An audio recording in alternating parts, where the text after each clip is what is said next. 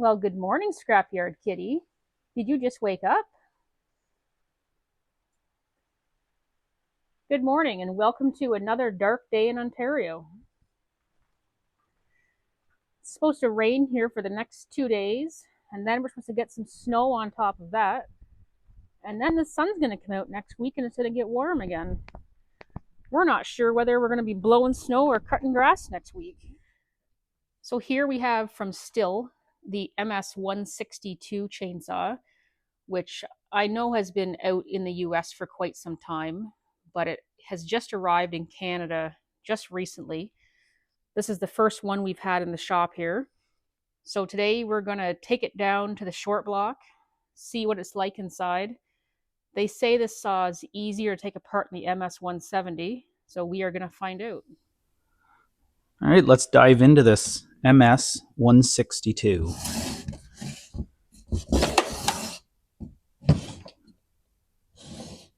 Still has the twist covers like the 170 bar or for your gas and your oil. Clutch cover, one bar nut. Tensioners on the side instead of the front. That's a nice feature. No rim sprocket yet, just a spur sprocket.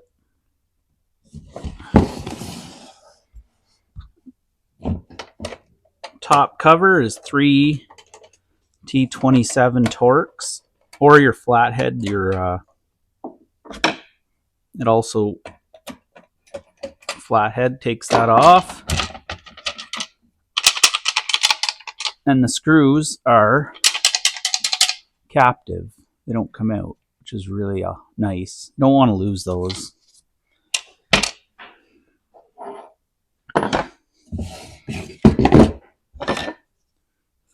Take this rewind off.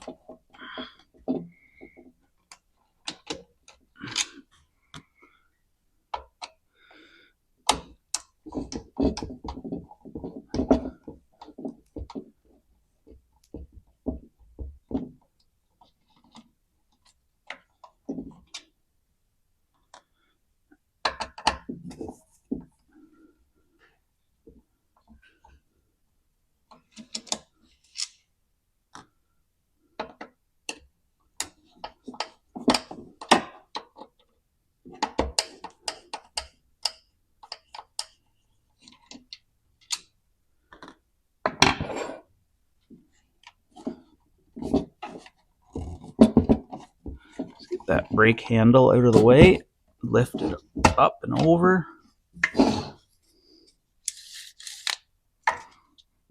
The recoil, the difference with this saw and the 170, you'd have to take the gas and oil caps off.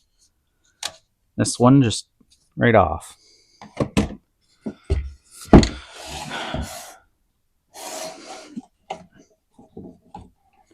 Air filter already looks nicer. One snap.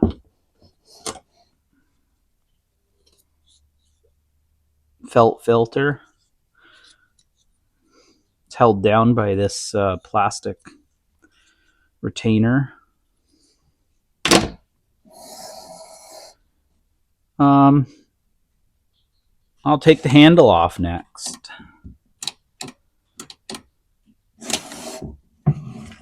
So, in here, just put your flat-headed driver in. Split those guys apart.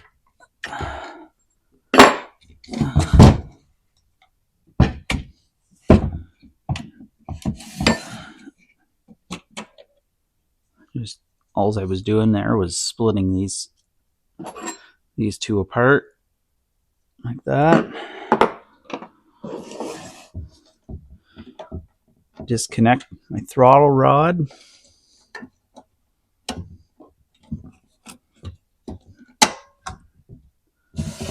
All right, I'm going to take the handle assembly off, which is a lot easier than the 170. The 170, a little bit of a fight to get it through those AV mounts. So this one, it's all T27 Torx. Put your tool bit through there, through this one, and I think there's just one. I think it's just 3 altogether.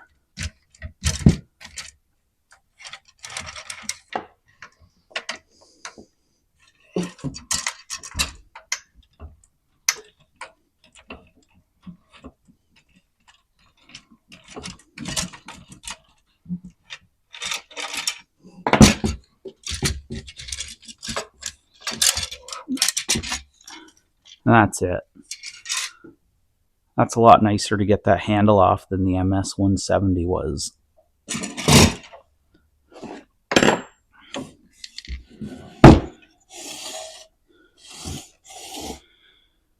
All right, let's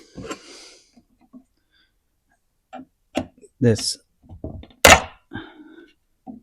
brake spring cover off, which I believe there's no screws for this one. Just 2 little prying spots on front and back. It's all our brake hardware, chain brake.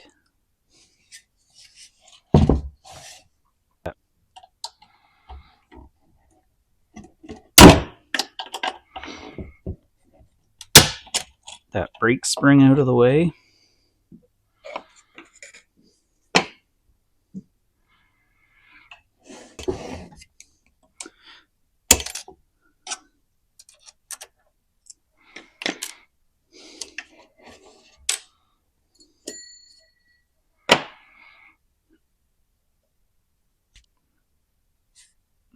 Just a 2-shoe clutch.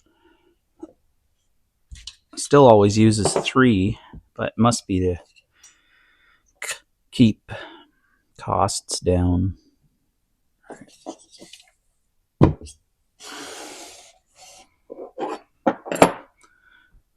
Take this intake off here, air filter adapter.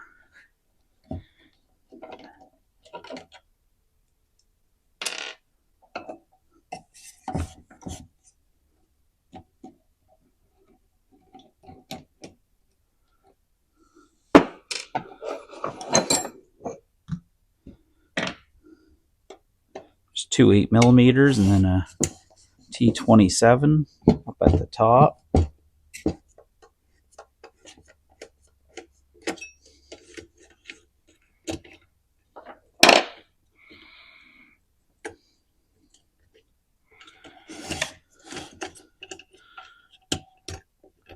Okay, wires are a little bit tight.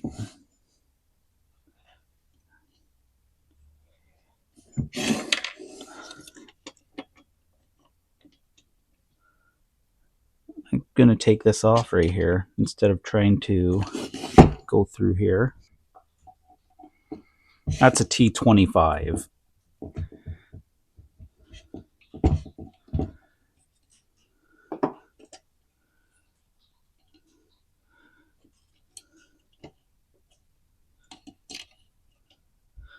What's the point of this? I think it's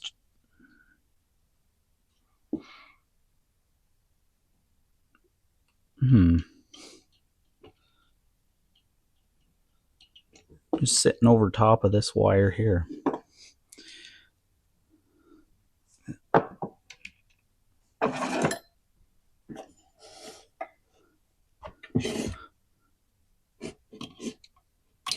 Anyway, we'll get this off the terminal. And that just comes off one piece. Screw out of here. Okay, so that's the kill wire terminal. Where does it ground? Oh, I see. That top screw goes through the wire, through this tab, which is grounded to the engine block. So if you don't tighten that top you're putting this back on, if you don't tighten that one, you may have a poor ground connection and maybe the saw won't turn off. So I'd watch that. All right, down to the carburetor now. Take our throttle link off. First, I'll take my fuel line off.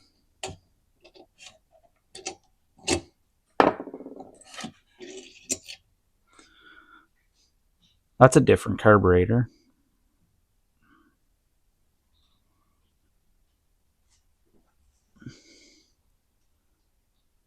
A little bit different. I haven't seen one like this yet.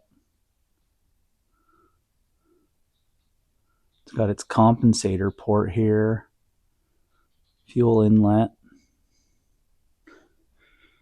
and fuel pump runs off the backside. No, no separate impulse line. C1C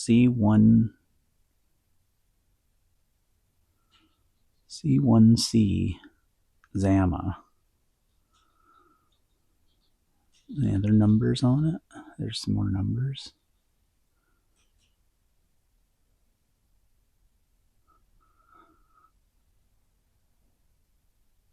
If we can get that to focus. There we go.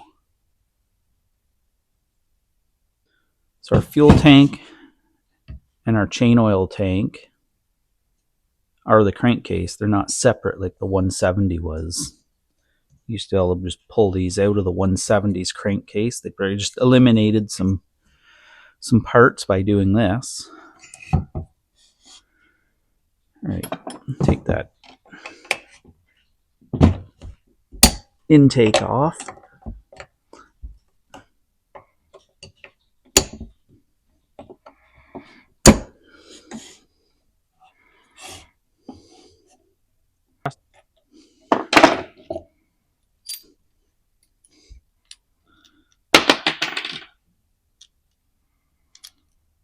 Just intake bolts actually come out. Usually they're pressed in.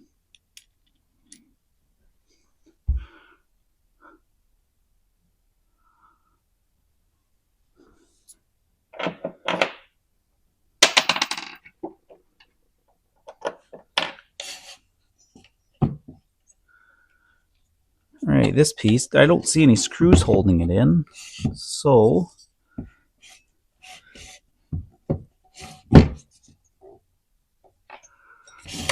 I have to take this spark plug out first. All right, twist and pull, twist and pull. What size spark plug? Okay, different. It's the 5/8.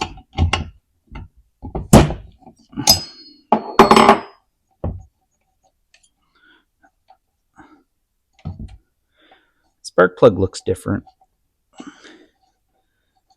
have to make. I'm hoping it's just that CMR 6H.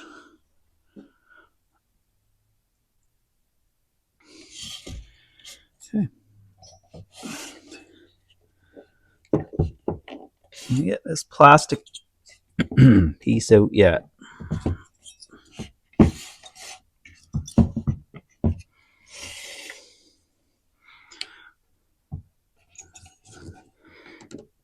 I see nothing holding it in. Oh, okay. I just had to come back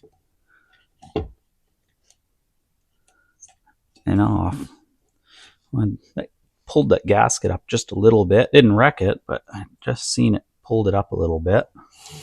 I'm gonna move the camera back a bit. I'm running out of space here for my parts.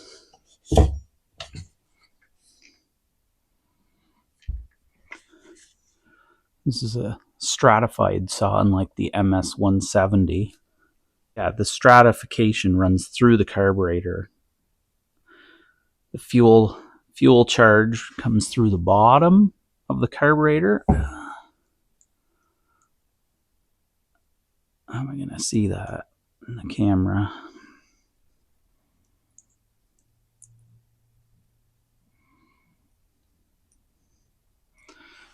There is between the choke and the throttle, there is a divider. When the throttle opens up in the middle of that venturi, in the middle there is a divider. So those are two separate channels. Fuel side, fresh air side is the top. So your fresh air charge goes through these top, I think they're called strato ports, and then your fuel charge goes through the bottom, and it gives it a layer of fresh air, so we're not blowing out fuel into the muffler emissions stuff. So put my piston stop tool in all the way into the cylinder wall, against the cylinder wall, not in the exhaust port. All right, I've loosened my flywheel nut, and I've loosened my clutch. Clutch is reverse thread, so with your piston stop in, it's almost like a tighten to loosen. So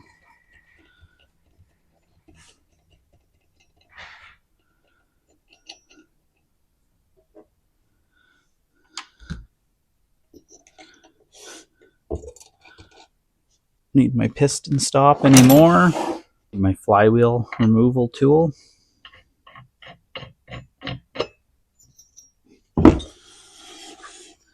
Just give that a smack.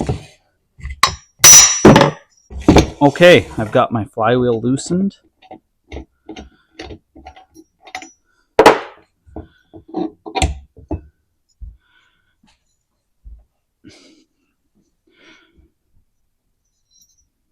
Just nothing different about that.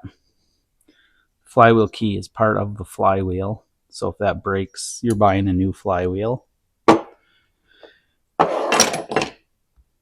I know this doesn't seem like a fantastic saw and cheap, kind of odd build, but it's a price point saw. This is the entry level 30cc chainsaw. Tough market, especially when you have to put research and development into the emissions side. This is why, say, like companies like Dalmar and Makita, they dropped out of gas products. Like, the emissions are so hard to meet, and the money you'd have to enter the market with clean running saws, it ends up, you're probably gonna someday just Stihl, Husqvarna, and Echo. That'll be all that's left. Before I go too much further, that spark plug, it is so NGK CMR6H. All right, I already loosened my clutch off. 19 millimeter with the piston stop in there. They talked about this at the update meeting. They using two shoes on a clutch. Something to do with the wear pattern. Oh, this thing has been, I could see like it has been run. So they run all these in the factory. You can see a little bit of wear already. Not wear, but it has ran.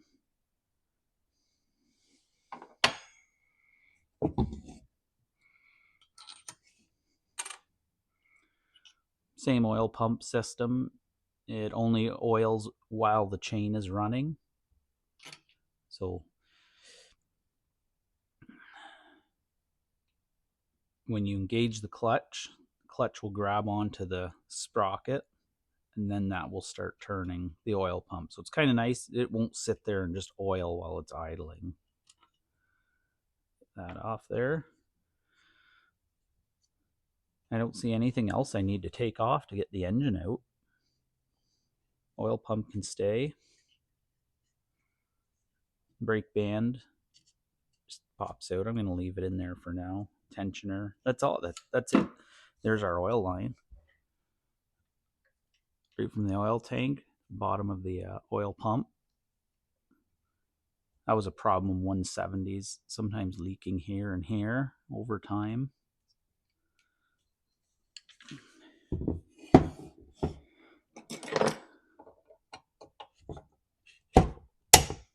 that muffler off.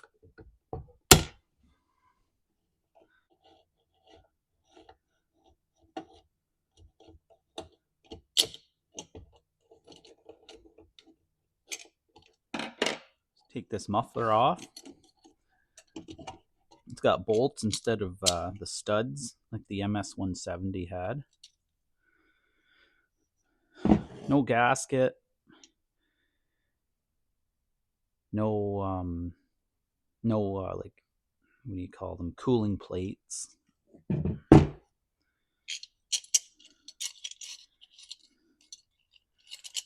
Get this off.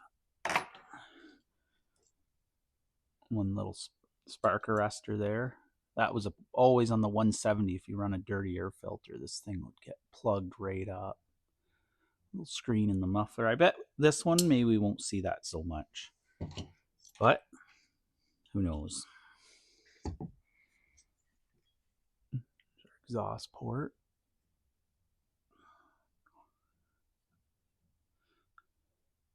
I'm not into porting saws. Never really done it. I shouldn't say that. I've done one. I understand the theory. Mosquito in here. But maybe someone will start porting these. I bet they already have. Ignition coil, just 2 bolts there. So I'm ready to pop this engine out.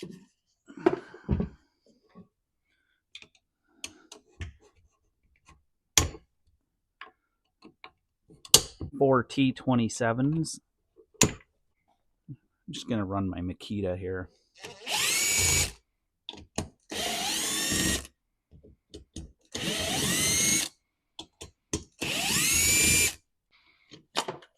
There is one nice feature about this saw I learned at the update meeting. Okay, those come out.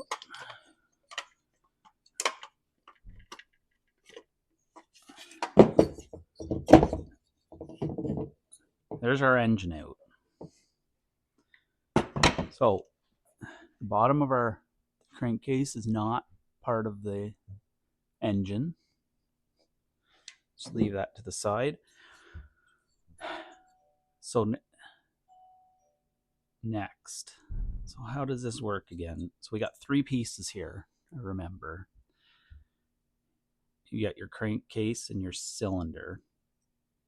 So these 4 bolts will take the whole thing apart. However, there is a Stihl tool, which I don't have yet. We were supposed to get them sent to us. It's like a little curved plate that I would put on right now, and it bolts back into these pegs. So once that's installed, it keeps these 2 pieces pressed together, and then it has holes where I can take these 4 bolts out to remove my cylinder, which I don't have the tool. I really wish I did, but I'm trying to explain it. So the idea is you can take the cylinder off and rebuild the saw without disturbing this seal. Okay. Other than that,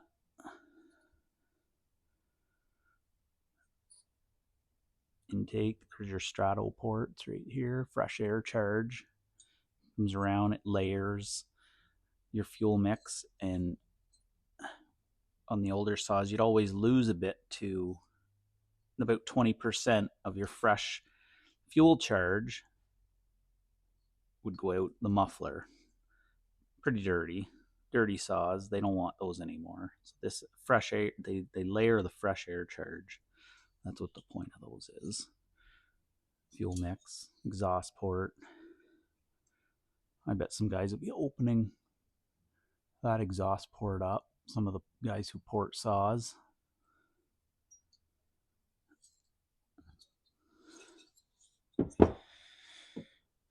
And just all that's left is our case.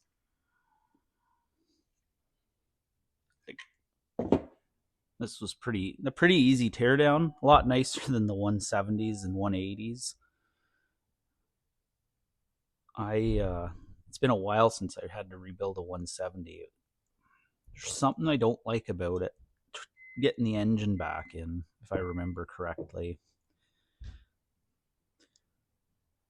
yeah, so I guess I can start throwing this back together.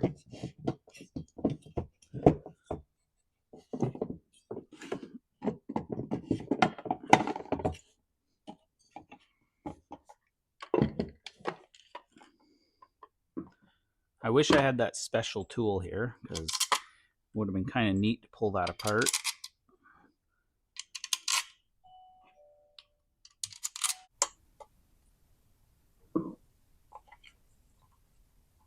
These are those self-tapping screws, so you always turn them backwards till you feel them click in. All right, the only piece I had some trouble with was just this plastic piece here between the intake and the cylinder. I just found if the cylinder bolts were just put in loose, I was able to get this piece back in without too much force. I got my engine already installed and my 4 lower screws tightened up. I've got this little plastic piece it back in. Like I said, that has to go in when the cylinder's loose. Just easier to get it over this plastic part. Start with the muffler. Muffler bolts are tightened up. Back to the, put our worm gear on. That runs the oil pump. There's a plate goes behind the clutch.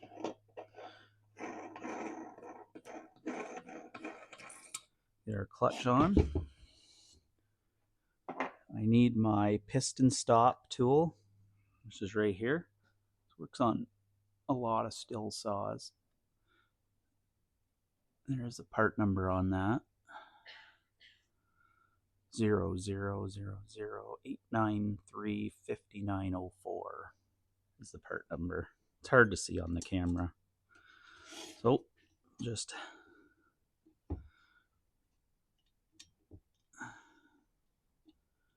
make sure it's not in the muffler port.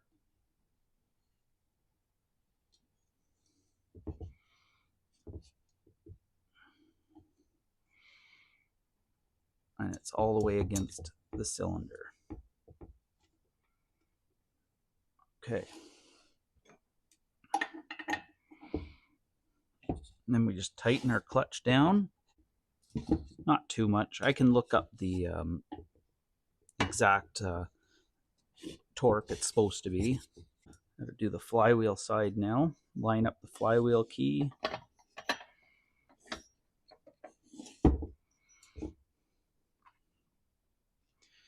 The nut on. And just recheck that piston stop tool again.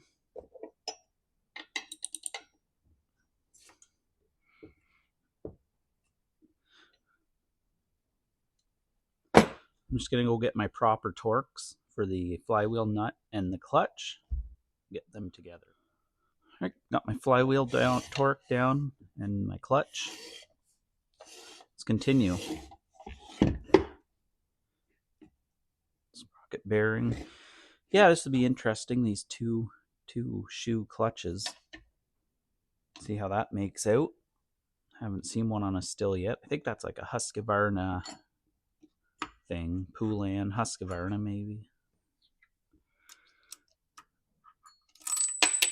Just got to make sure that little tab there lines up with the oiler. But if you're this far into a Stihl saw, most times you would know what I mean. There, drops in. There, clutch washer or clutch clip. Clip back on. All right, put the spark plug back in.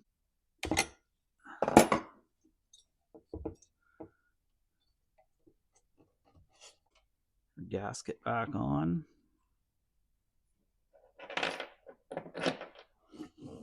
this intake block. These bolts go into the block. Like I said, carefully, self-tapping. Don't want to cut new threads. And there is an intake gasket on this side also. Let's get our brake parts back on here.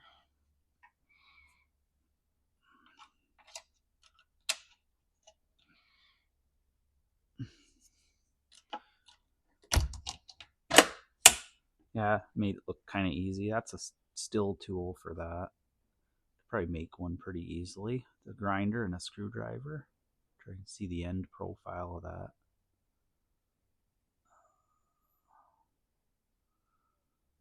Still won't focus. Maybe I can. There we go. That's for the brake springs.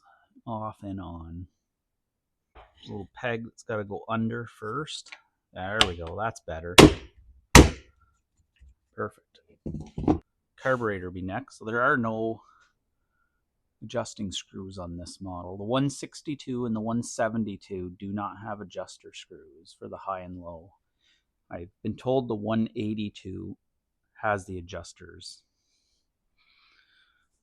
All right, let's throw this on. Hook my fuel line up.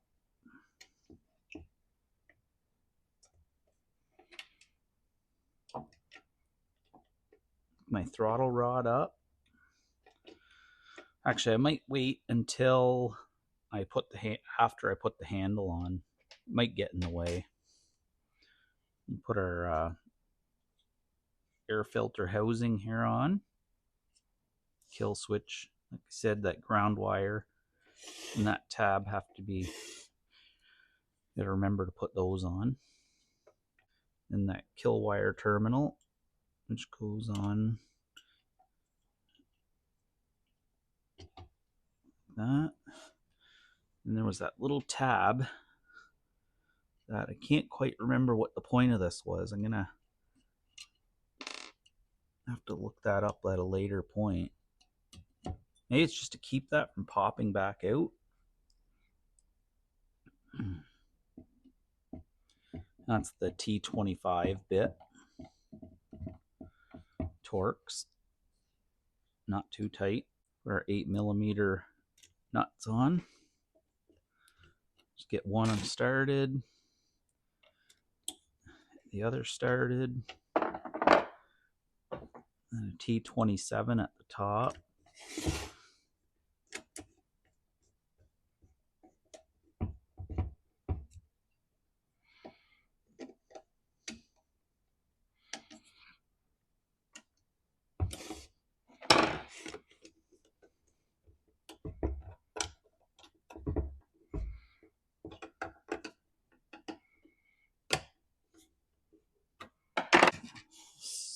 Put our handle back on.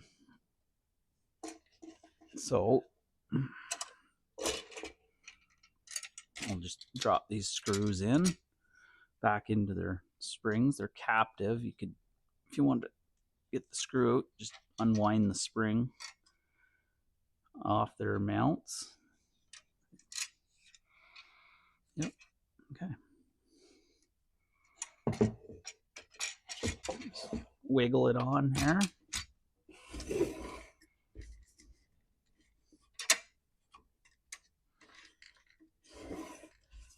No, throttle rod. That throttle rod, just watch that.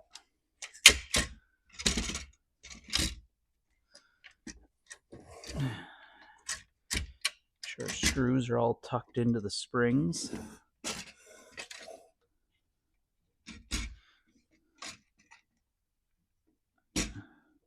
Okay, I think I can start tightening these screws down.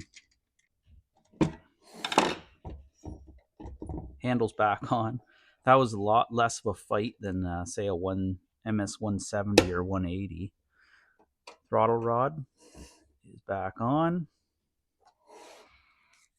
Get our handle here. Handle molding, I think, is the term for that. Get these two little pegs down. Oh, lost my spring there. There.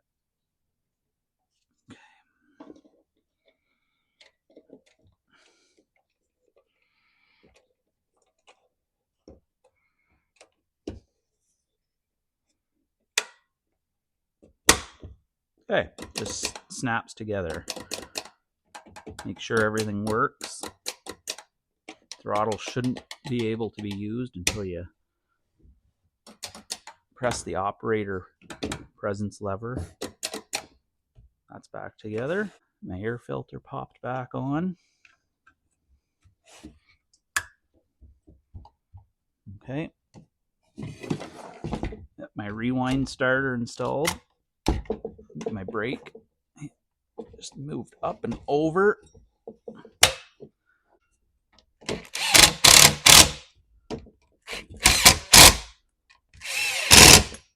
Rewind starter is installed. Just my top cover here. Just kind of get that on there.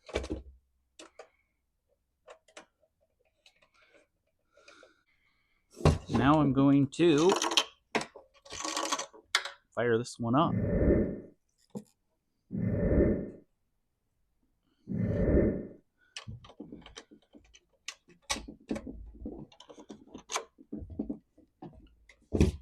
This thing's ready to be started now. Nice little saw to work on.